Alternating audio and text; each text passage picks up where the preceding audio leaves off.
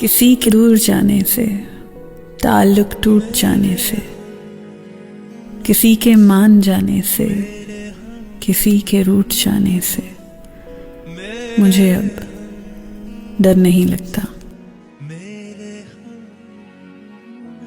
किसी को आजमाने से, किसी के आजमाने से, किसी को याद रखने से, किसी को भूल जाने से मुझे अब डर नहीं लगता।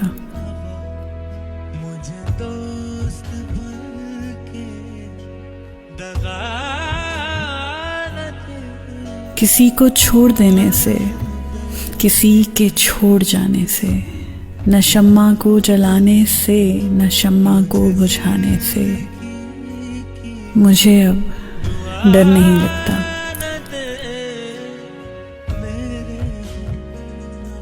अकेले मुस्कुराने से, कभी आंसू बहाने से, न इस सारे ज़माने से, हकीकत से फसाने से मुझे अब डर नहीं लगता।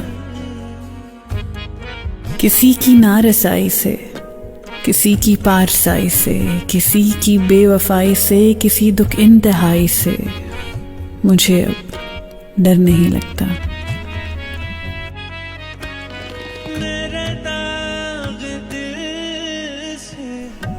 ना तो इस पार रहने से, ना तो उस पार रहने से, ना अपनी जिंदगानी से, ना एक दिन मौत आने से